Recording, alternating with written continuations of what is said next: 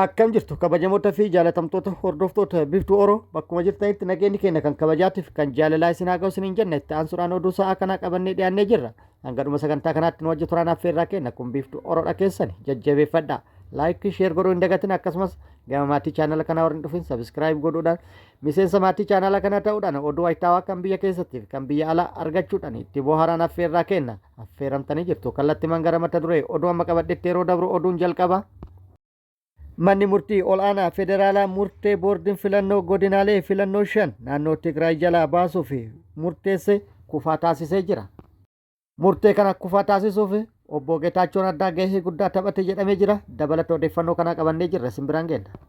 Oduun itti aanu Human Rights Watch mootummaan Itoophiyaa hayyama miidiyaa Addis Standard haquu dura dhaabbatee jira. Murteen mootummaan miidiyaa Addis Standard irratti fudhate kun mootummaan gara mootummaa abbaa irree isa kana duraatti deebi'uu kan agarsiisu jechuudhaan yaada kennee jira yookaan ibsee jira.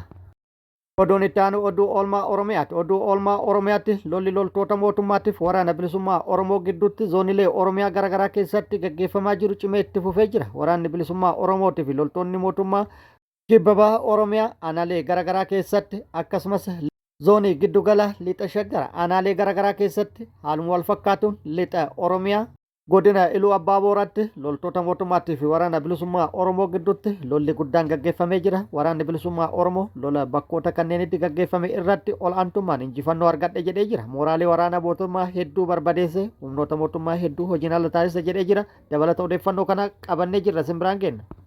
Oduu biyya alaatiin Ilhaan Omarii fi pirezidaantiin Ameerikaa Doonaald Tiraamp wal dura dhaabbatuun isaanii cimee itti fufee jira. Wal arrabsuunis akkasuma dabalata odeeffannoo kanallee qabna. Guutuu oduu kanneeniitiif kan biroo wajjin isin wajjin ka turu ani Bariisoo Ganamooti. Guutuun oduu wal duraa duubaan akka itti aanu kanatti isiniif dhiyaata. Oduun kun oduu ammeedha. Pirezidaantii yeroo duraanii naannoo Tigraay gorsaa muummicha ministeeraa yeroo amma murtee PP murteessite jijjiirsisee jira. Haaluma kana manni murtii ol'aanaa federaalaa murtee mana marii federeeshinii hordofuun boordiin filannoo biyyoolessa Itoophiyaa godinaalee filannoo 5 bulchiinsa naannoo Tigraayin ala ta'anii filannoo akka gaggeessan murteesse yookaan immoo murtee dabarse irratti ajaja ittisa yeroo dabarsee jira. Guyyaa har'aa manni marichaa uggura kana kan kaa'e dhimmi kun gadi fageenyaan ilaalamee murteen dhuma hanga kaa'amutti yookaan murtee dhuma hanga argatutti jechuudhaan ajaja dabarseera. Akka ajaja mana murtichaatti uggurri kun kan darbe paartiin Dimokiraatawaa Simirat Tigraay kurraan dhala 16/2018 dura taa'aa isaa obbo Geetaachoo Raddaa boordii filannoo irratti komii dhiyeessuun murtee manni marii federeeshinii dabarse kana mormuun filannoo marsaa 7ffaa bara kana gaggeeffamu keessallee kan of baasu ta'uu erga beeksisee boodadha. Magaalatti mormii taasiseen murteen kun akka jijjiiramu taasisuu irratti gahee guddaa kan taphate obbo Geetaachoo Raddaati jedhamee jira. Oduun itti aanu Human Rights Watch tarkaanfii mootummaan miidiyaa Addis Standard irratti fudhate mormee jira. Tarkaanfii mootummaan miidiyaa Addis Standard irratti fudhate bilisummaa miidiyaa kan miidhu jechuudhaan dura dhaabbatee jira. Walumaa galatti dhaabbanni mirga namoomaaf falmu Human Rights Watch murtee mootummaan Itoophiyaa eeyyama miidiyaa Addis Standard haquuf dabarse cimsee balaaleffatee jira. Human Rights Watch tarkaanfiin kun filannoo biyyoolessaa dura dhaabbata miidiyaa walabaa biyyattii keessatti sagalee uummataa ta'e cufsiisuuf kan yaadameedha jechuun ibsee jira. Abbaan taayitaa miidiyaa Itoophiyaa gurraan dhala 24 irratti eeyyamni hojii Addis Standard kan haqe yoo ta'u kunis yeroo filannoon biyyoolessaa fi ji'oonni 3 hafanitti kan haqame yoo ta'u tarkaanfiin kun mootummaa gara sirna abbaa irreetti kan kanaan duraatti deebi'uu argisiisa jedhee jira.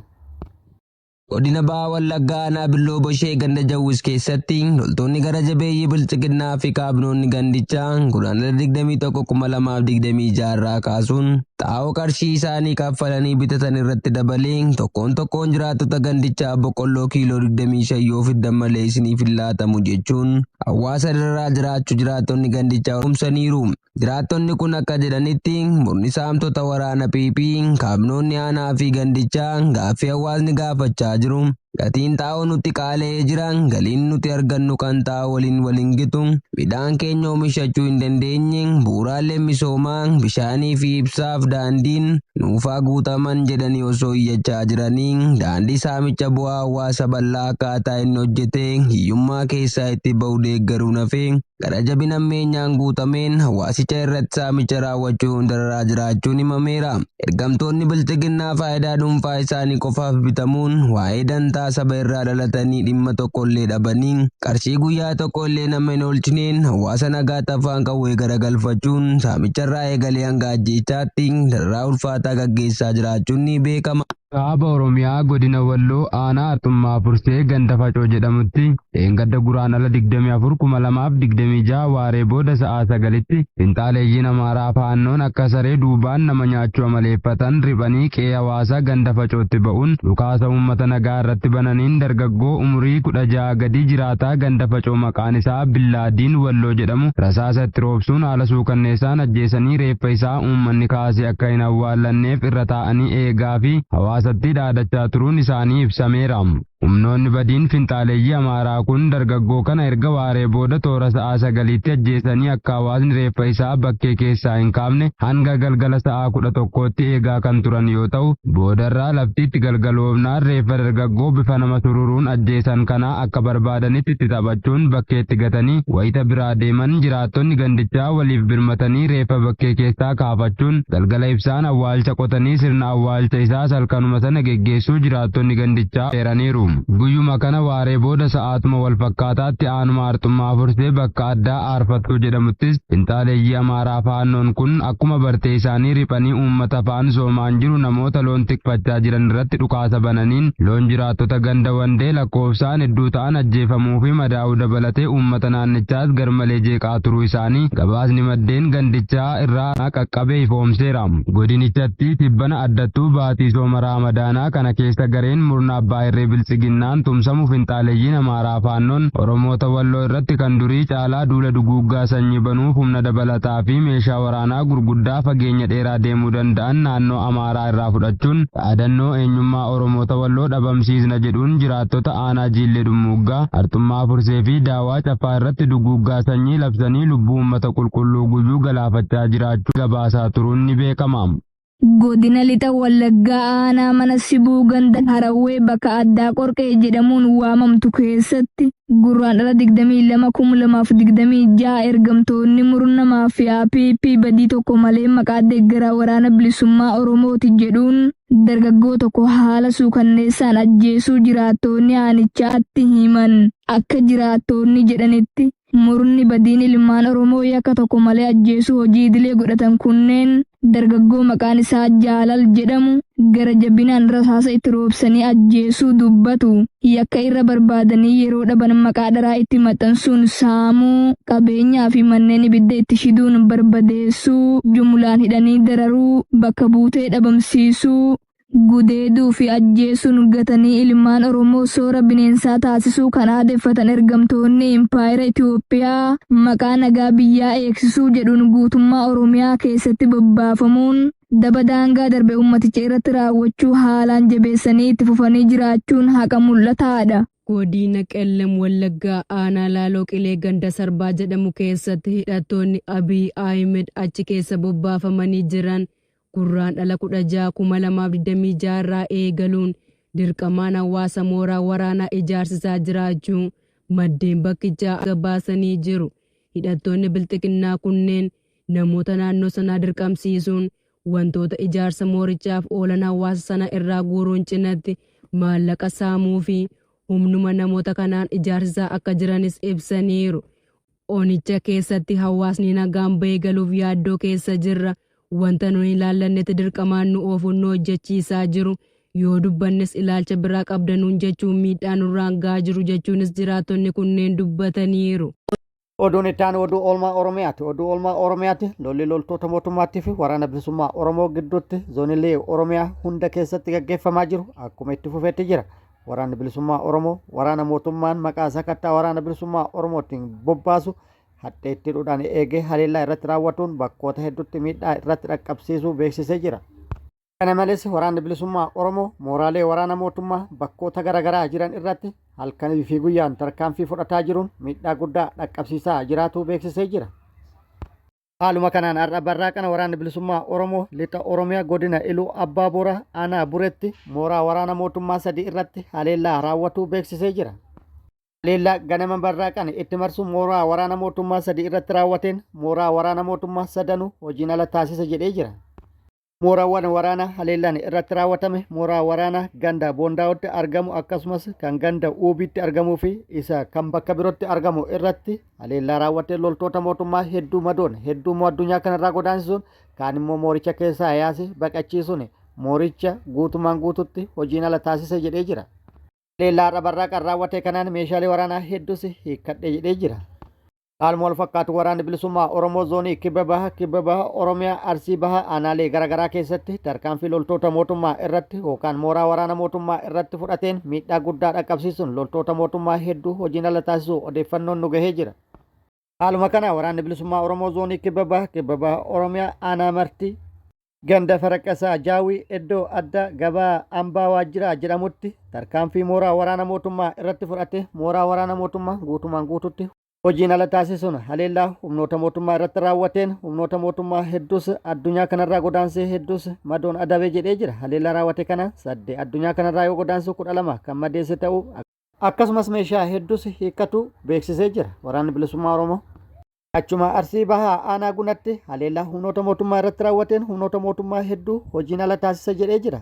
Ollaa aanaa martii kan ta'e aanaa Guna ganda Moollamee Arjoo iddoo addaa Arjoo jedhamutti haleellaa humnoota mootummaa irratti raawwateen humnoota mootummaa 10 addunyaa kanarraa battalumatti godaansee 15 madoodhaan adabuu odeeffannoon gamasirraa nu geette ibsitee jirti. Waraanni bilisummaa Oromoo aanaa martii fi aanaa Gunatti haleellaa kan raawwate guyyaa tokko dura yookaan immoo Guraandhala 24/2026 jedhamee jira. Akkasumas har'a barraaqan zoonii giddugala lixa Shaggar aanaalee garaagaraa keessatti lolli loltoota mootummaatiif waraana bilisummaa Oromoo gidduutti lolli cimaan gaggeeffamu odeeffannoon nu gahee jira. Lola aanaalee garaagaraa keessatti loltoota mootummaatiif waraana bilisummaa Oromoo gidduutti gaggeeffame kana irratti waraanni bilisummaa Oromoo miidhaa guddaa kan qaamattii fi kan lubbuu dhaqqabsiisuun olaantummaan injifannoo galmeesse jedhee jira. Aanaa Meettaa Roobitti haleellaa humnoota mootummaa irratti raawwateen humnoota mootummaa hedduu miidhaa irratti dhaqqabsiise jedhee jira. Akkasumas loltoota mootummaa konkolaataan socho'aa turan irratti haleellaa raawwataniin miidhaa guddaa kan qaamatiif kan lubbuu irratti dhaqqabsiisu odeeffannoon achirraa nu gahee jira. Haaluma wal fakkaatuun achuma lixa Shaggar kaachisitti haleellaa humnoota mootummaa irratti raawwateen humnoota mootummaa hedduu addunyaa kanarraa godaansee hedduu madeessuun meeshaalee waraanaa hedduus irraa hiikkatuun injifannoo argadhe jedhee jira. Akkasumas loltoota 2 booji'ee meeshaalee waraanaa hedduus hiikkatu odeeffannoon nu gahee jira. Haaluma wal fakkaatuun aanaa Gindabaratti ganda Wiinee Roggee jedhamutti tarkaanfii humnoota mootummaa irratti fudhateen mooraa waraana mootummaa tokko guutumaan guututti dhabama taasisuun miidhaa guddaa kan qaamattiif kan lubbullee loltoota mootummaa irratti dhaqqabsiisu odeeffannoon gamasirraa baate ibsitee jirti.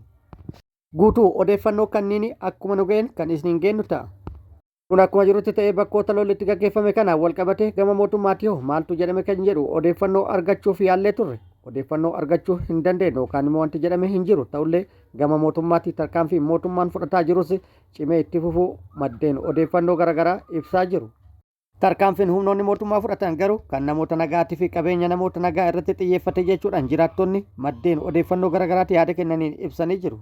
Oduu biyya alaatiin Mootummaan Awustiraaliyaa haalli nageenyaa naannichaa hammaata dhufee kaasuun maatii dippiloomaatotaa Awustiraaliyaa, Israa'elii fi Libaanos keessa jiran biyyoota baha giddu galeessaa lamaan akka gadhiisanii itti himuu isaa ministeerri dhimma alaa Roobii Kaleessaa ibseera. Mootummaan hirkattoota dippiloomaatotaa Awustiraaliyaa, Yuunaayitid Arab Emireetis, Joordaanii fi Qaatar keessa jiraniif fedhii isaaniitiin akka ba'an dhiyeessuu isaa akkaawuntii ta'aa ministeerichaa irratti ibseera. Pireezidaantiin Ameerikaa Doonaald Tiraamp haleellaan Iraan irratti raawwatamuu malu ilaalchisee dhimma isaanii kan haasawaa haala gamtaa kibxata darbee koongireesii taasisaniin ispoonsara shororkeessummaa guddichi addunyaa meeshaa niwukilaaraa akka qabatu hin eeyyamnuu jedhan. Waashingiteen baha giddu galeessaa keessatti dandeettii waraanaa ijaaraa yeroo jirtutti Iraanii fi Ameerikaan jalqaba baatii kanaa marii jalqabanii turan. Iraan yoo leellaan irra ga'ee buufataalee Ameerikaa naannicha keessa jiran akka rukuttuu doorsiteetti. Garuu dippiloomaatonni olaanoon Teheraan kibxata darbee akka jedhanitti yoo dippiloomaasiin dursa kennameef waliigalteen Ameerikaa waliin taasifamee milkaa'uu danda'a jedhan. Mootummaan Awustiraaliyaa lammiileen Israa'elee fi Libaanos keessa jiran filannoowwan osoo jiranii bo'oo akka yaadan gorsuu itti fufee jira jedha ministeerri dhimma alaa. Beeksisni kun kan ba'e maxxansa walduraa duubaan akkaawuntiin ministeera dhimma alaa Ismaartii Raaveler irratti maxxanfameen ture jechuun Rooyiters gabaaseera. Ilhaan Umarii fi Doonaald Tiraamp har'a fuula walitti dhufanii wal arrabsan.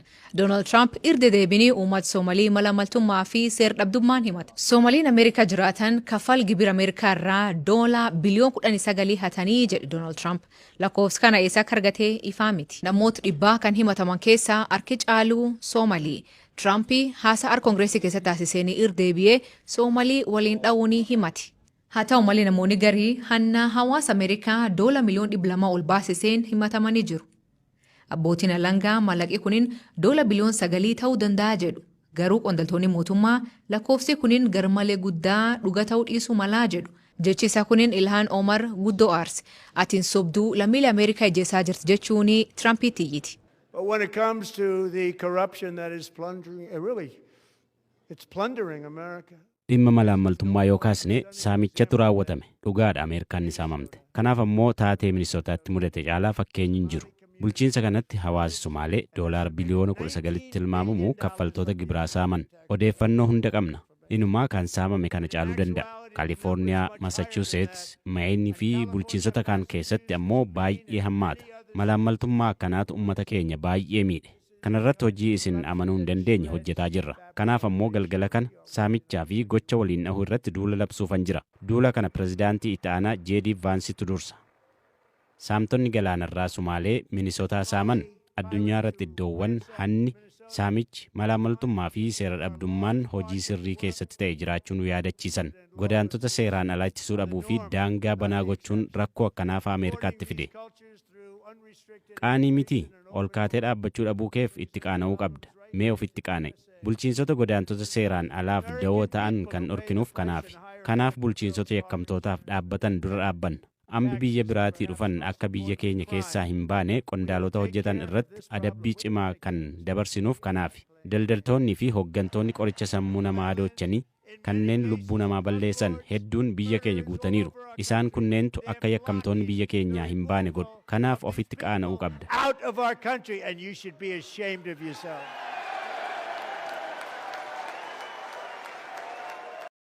Odeeffannoo keenya xumuruun duratti odeeffannoo amma nu ga'e qabna. Naannoo Tigraay magaalaa Shireetti har'a hiriirri mormii gaggeeffamee jira. Bormoo akka guutuu naannoo Tigraayitti murtee mana marii federeeshinii mormuudhaan hiriirri guddaan ni gaggeeffama jedhamee jira. Kanaan wal qabatee manni hojii mootummaa, manneen barumsaatii fi waajjiraaleen mootummaa guutumaan guututti cufamanii jiru jedhamee jira. Kabajamoota fi jaalatamtoota hordoftoota biiftuu Oroo oduun ammaaf qabadde kan hanga ammaa kana. Guutuu oduu wajjin isin wajjin ka ture ani Bariisoo Ganamooti. Hanga yeroo itti aanutti deebinee wal agarrutti nageenyi Rabbi isiniif haa baay'atu. Nagatti nu turan hawwii kenna. Nagatti nu tura.